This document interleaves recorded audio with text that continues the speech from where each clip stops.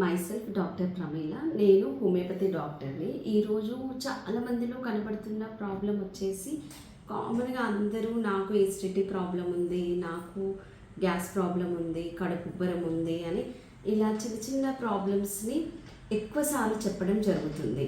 అయితే అందులో మనము డయాగ్నోస్టిక్ పాయింట్ ఆఫ్ వ్యూలో ఈ మధ్యన డాక్టర్స్ ఏం చెప్తున్నారు అని అంటే, ఎసిడిటీ ప్రాబ్లము ఎక్కువ సార్లు వచ్చిన వాళ్ళ లోపల మీకు జీఈఆర్డీ ఉంది, జీఈఆర్డీ ఉండడం వల్ల మీకు ఎసిడిటీ ప్రాబ్లం తగ్గట్లేదు, ఈ ఎసిడిటీ ప్రాబ్లం అనేది మీకు యాసిడ్ రిఫ్లెక్స్ వల్ల తగ్గట్లేదు అని డయాగ్నోస్ చేసి చెప్తున్నారు. సో పేషెంట్స్ వచ్చి ఏం చెప్తున్నారు అని అంటే, జీఈఆర్డీ ఉండడం వల్ల ఎసిడిటీ ప్రాబ్లం ఎప్పటికీ తగ్గదా అని క్వశ్చన్ చేస్తున్నారు. అసలు జీఈఆర్డీ అంటే ఏంటి, జీఈఆర్డీకి శాశ్వత పరిష్కారం ఏంటి, సైడ్ ఎఫెక్ట్ లేని మెడిసిన్స్తోన జీఈఆర్డీ ప్రాబ్లమ్ని ఎలా తగ్గించుకోవచ్చు అనే దాని గురించి తెలుసుకుందాం. జీఈఆర్డీ అంటే గ్యాస్ట్రో ఈసోఫేజియల్ రిఫ్లెక్స్ డిసీజ్ అంటారు. గ్యాస్ట్రో ఈసోఫేజియల్ రిఫ్లెక్స్ డిసీజ్ అంటే మనము నోటి ద్వారా ఫుడ్ తీసుకున్నప్పుడు అన్నవాహిక ద్వారా అంటే ఫుడ్ పైప్ ద్వారా స్టమక్లోకి ఫుడ్ అనేది వెళ్ళిపోతుంది. ఈ అన్నవాహికను ఇంగ్లీష్లో ఈసోఫాగస్ అంటారు. ఇదివరకు ఇదే ప్రాబ్లమ్ని ఈసోఫాజైటిస్గా పరిగణించేవాళ్ళు. ఇప్పుడు జీఈఆర్డీ అని పిలుస్తున్నారు ఈ ప్రాబ్లమ్ని. అయితే ఈ గ్యాస్ట్రో ఈసోఫాజియల్ రిఫ్లెక్స్ డిసీజ్లో ఏమవుతుంది అని అంటే, ఎప్పుడైతే మనం ఫుడ్ని నోటి ద్వారా తీసుకున్నప్పుడు ఆ ఫుడ్ పైప్ ద్వారా స్టమక్లోకి వచ్చి ఫుడ్ అక్కడ చేరుకొని అక్కడున్న ఎంజైమ్స్, యాసిడ్ వీటితోన ఫుడ్ డైజెషన్ ప్రాసెస్ అనేది స్టార్ట్ అవుతుంది. అయితే ఈ ఫుడ్ స్టమక్లోకి వచ్చి చేరిన తర్వాత మళ్ళీ రివర్సు ఫుడ్ పైప్లోకి ట్రావెల్ కావద్దు. ఎప్పుడైతే ఈ రివర్స్ మెకానిజం ఎప్పుడైతే జరుగుతుందో దాన్ని మనము రిఫ్లెక్స్ మెకానిజం అని అంటారు. ఇది ఎలా జరుగుతుంది అని అంటే, ఫుడ్ పైప్ నుంచి స్టమక్లోకి వచ్చినప్పుడు ఫుడ్ పైప్కి స్టమక్కి మధ్యన ఒక జంక్షన్ లాంటిది ఉంటుంది. అదొక కవాటం లాంటి స్పింక్టర్ అనేది అమర్చబడి ఉంటుంది. ఎప్పుడైతే ఈ స్పింక్టర్ పని ఏంటంటే, మనము థ్రోట్ ద్వారా ఫుడ్ మనం మింగినప్పుడు ఆ స్పింక్టర్ అనేది ఓపెన్ అవ్వడం అనేది జరుగుతుంది. ఎప్పుడైతే ఫుడ్ స్టమక్లోకి రీచ్ అవుతుందో అది క్లోజ్ అయిపోతుంది. కొంతమందిలో మన లైఫ్ స్టైల్లో వచ్చిన మార్పులు, ఈ ఫుడ్ హ్యాబిట్స్ వల్ల ఈ వాల్వ్ ఏదైతే ఉందో, స్పింక్టర్ ఏదైతే ఉంటుందో అది వీక్ అవ్వడము, దెబ్బతినడము అనేది జరుగుతుంది. ఎప్పుడైతే ఈ స్పింక్టర్ మెకానిజము వీక్ అవ్వడం వల్ల ఆ స్పింక్టర్ అనేది క్లోజ్ అయ్యే ప్రక్రియ ఏదైతే ఉంటుందో అది డిస్టర్బ్ అవుతుంది. ఇప్పుడు స్టమక్లో యాసిడ్స్ అనేవి ఎక్కువ మోతాదులో పెరిగినప్పుడు అవి రివర్స్లో యాసిడ్స్ అనేవి పైకి వెళ్ళడం జరుగుతుంది. ఎప్పుడైతే ఈ రివర్స్ మెకానిజం ఎప్పుడైతే జరుగుతుందో దాన్ని యాసిడ్ రిఫ్లెక్స్ అని అంటారు.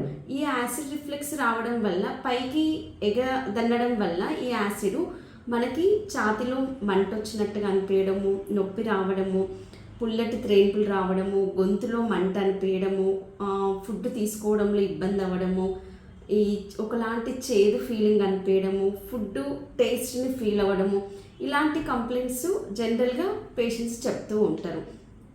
నాకు ఎందుకు ఇలా జరుగుతుంది, ఫుడ్ చాలామంది పేషెంట్స్ వచ్చి చెప్తుంటారు, ఫుడ్ తీసుకోగానే నాకు ఛాతిలో మంట వస్తుంది, చాలా అనీజీగా ఉంది, నేను తినకపోవాల్సి ఉండే అని చాలామంది చెప్తుంటారు. ఫుడ్ తీసుకోకుండానే హాయిగా ఉంది, ఫుడ్ తీసుకుంటే ఇబ్బంది అవుతుంది అని చెప్తూ ఉంటారు.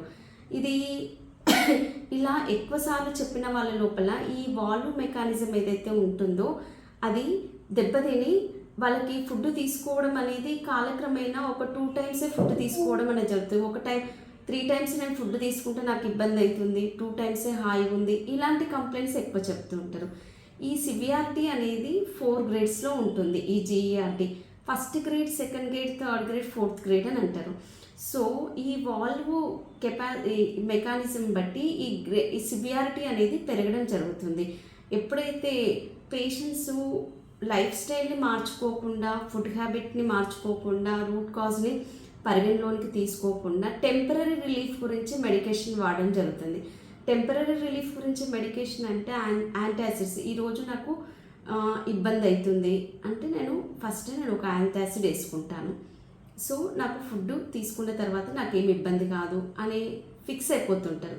ఇలా మా దగ్గరకు వచ్చే పేషెంట్స్ ఈ యాంటాసిడ్స్ ఎప్పటి నుంచి వాడుతున్నారు అని అంటే మాకు ఒక 2 to 3 years నుంచి ఈ టాబ్లెట్స్తోన అలవాటు పడిపోయినాము. ఈ టాబ్లెట్ వేసుకుంటే నేను ఫుడ్ తింటున్నాను, లేకపోతే నాకు ఫుడ్ తీసుకోవడం ఇబ్బంది అవుతుంది అని అంటారు. ఎందుకు ఈ యాంటాసిడ్స్ ప్రతిరోజు వేసుకోవాల్సిన అవసరం ఏర్పడుతుంది, రూట్ కాజ్ని ఎందుకు ట్రీట్ చేసుకోవట్లేదు అని అంటే వాళ్ళు ఇంకొక విధానంలో దీన్ని ట్రీట్ చేసుకోవచ్చు. ఫుడ్ హ్యాబిట్స్ని మార్చుకొని సైడ్ ఎఫెక్ట్ లేని మెడిసిన్స్తోన మనము శాశ్వతంగా తగ్గించుకోవచ్చు అనేది దాంట్లో అవగాహన లేకపోవడం. ఎప్పుడైతే ఈ యాంటాసిడ్స్ని క్రానిక్గా వాడడం వల్ల అందరికీ తెలిసిన విషయమే కిడ్నీస్ ఎఫెక్ట్ అవ్వడము, ఇతర ప్రాబ్లమ్స్ కూడా వచ్చే అవకాశం ఉంటుంది. సో యాంటాసిడ్స్ నుంచి దూరం కావాలి, ఈ ఫుడ్ తీసుకునే విధానంలో యాసిడ్ రిఫ్లెక్స్ జరగొద్దు అని అంటే మేము హోమియోపతిలో ఏం చేస్తాము అని అంటే ఫస్ట్ పేషెంట్ వచ్చినప్పుడు లైఫ్ స్టైల్ని మార్చుకోమని చెప్తాము. లైఫ్ స్టైల్ వచ్చేసి ఫుడ్లో మీకు ఏమేమి అలవాట్లు ఉన్నాయి, ఎక్కువ కూల్ డ్రింక్స్ చాక్లెట్స్ తీసుకుంటున్నారా అనేది పరిగణలోనికి తీసుకుంటాము. ఫ్యాట్ ఫుడ్ ఎక్కువ తీసుకుంటున్నారు, స్పైసీ ఫుడ్ ఎక్కువ తీసుకుంటున్నారు, ఫుడ్ని ఒక ప్రాపర్ టైమింగ్స్లో తీసుకోవట్లేదు అన్నప్పుడు టైమింగ్స్ని సెట్ చేసుకొని మనకు వీలైనంత వరకు జంక్ ఫుడ్ని అవుట్ సైడ్ ఫుడ్ని అవాయిడ్ చేస్తూ హోమ్ ఫుడ్ని తీసుకోవడం అనేది ఫస్ట్ స్టెప్. రెండో విధానం వచ్చేసి ఫుడ్ నైట్ టైం తీసుకునే టైమింగ్ని మార్చుకోవడము.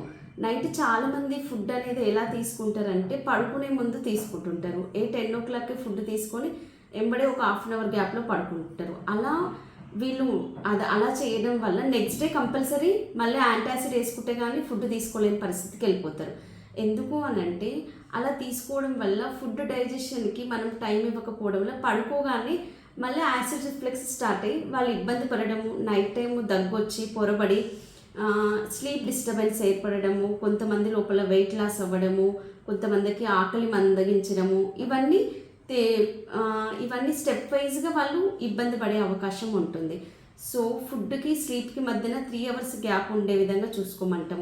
ఇంకొకటి నైట్ టైము ఈ ప్రాబ్లం ఏదైతే ఉంటుందో యాసిడ్ రిఫ్లెక్స్ని చాలామంది హార్ట్ బర్న్ అంటే హార్ట్ అటాక్ లాగా అనుకునే అవకాశం కూడా ఉంటుంది. ఎందుకంటే హార్ట్ పక్కనే ఉండడం వల్ల ఈ చెస్ట్లో ఛాతిలో ఏదైతే మంట వస్తుందో దాన్ని ఇది ఏం మంటనో అర్థం కాని పరిస్థితులలో కూడా చాలామంది ఇబ్బంది పడి హాస్పిటల్కి రన్ చేయడం కూడా జరుగుతుంది. సో ఫస్ట్ ఫుడ్కి స్లీప్కి మధ్యన ఒక 3 hours గ్యాప్ ఉండడం అనేది తప్పనిసరి. 7:30, 8 లోపల ఫుడ్ తీసుకుంటే ఎప్పుడైతే ఈ జీఆర్డీ ఉన్న ప్రాబ్లం యాసిడ్ రిఫ్లెక్స్ ఉన్న వాళ్ళకి ఇది కొంచెం ఉపశమనంగా మారుతుంది. రెండోది వచ్చేసి స్లీప్ పడుకునే పొజిషన్ను క్రానిక్గా యాంటాసిడ్స్ వేసుకున్న వాళ్ళ లోపల ఈ రిఫ్లెక్స్ అనేది ఈజీగా పైకి వచ్చే అవకాశం ఉంటుంది. కాబట్టి హెడ్ని కొంచెము ఎత్తు మీద పెట్టుకొని పడుకోవడం వల్ల ఇప్పుడు హాస్పిటల్లో బెడ్స్ ఎలా ఉంటాయి అలా మనం కొంచెం ఆ విధానంలో పెట్టి పడుకోవడం వల్ల కూడా వాళ్ళకి కొంచెము ఈ యాసిడ్ రిఫ్లెక్స్ జరిగే అవకాశం అనేది తక్కువ ఉంటుంది. రెండోది లెఫ్ట్ సైడ్ తిరిగి పడుకోవడము. లెఫ్ట్ సైడ్ తిరిగి పడుకుంటే ఏమవుతుందంటే స్టమక్ యొక్క గ్రావిటీ కింది సైడ్ ఉండడం వల్ల కూడా యాసిడ్ రిఫ్లెక్స్ జరగదు. సో ఇవి ఒకటి లైఫ్ స్టైల్లో ఫుడ్ హ్యాబిట్స్ని మార్చుకోవడము, ఆల్కహాల్ స్మోకింగ్ లాంటి వాటికి దూరంగా ఉండడము, రెండోది ఫుడ్ తీసుకునే టైమింగ్స్ని మార్చుకోవడము, అవుట్ సైడ్ ఫుడ్ని అవాయిడ్ చేయడము, ఫ్యాటీ ఫుడ్ని వీలైనంత వరకు తగ్గించుకునే విధానంలో 50% ప్రాబ్లం అనేది ఇక్కడే సాల్వ్ అవుతుంది. రెండోది వచ్చేసి రూట్ కాజ్ని ట్రీట్ చేయడంలో హోమియోపతి మెడిసిన్స్ చాలా బాగా పనిచేస్తాయి. హోమియోపతి మెడిసిన్స్ ఎలా ఇస్తాము అని అంటే శరీరతత్వాన్ని మనస్తత్వాన్ని రెండు బేస్ చేసుకొని మెడిసిన్ ఎప్పుడైతే ఇస్తామో అప్పుడు ఇక్కడ వాల్వ్ మెకానిజం ఏదైతే ఉంటుందో అది కరెక్షన్ చేయడం జరుగుతుంది. ఇందులో భాగంగా అసఫోయిటిడియా అనే లైకోపోడియము, కార్బోవెజ్ ఈ మెడిసిన్స్ అనేవి చాలా బాగా పనిచేస్తుంటాయి. ఎప్పుడైతే డాక్టర్ అబ్జర్వేషన్లో కాన్స్టిట్యూషనల్ మెడిసిన్ తీసుకోవడం జరుగుతుందో అప్పుడు ఈ యాసిడ్ రిఫ్లెక్స్ నుంచి శాశ్వతంగా తగ్గించుకునే అవకాశం ఉంటుంది. Thank you.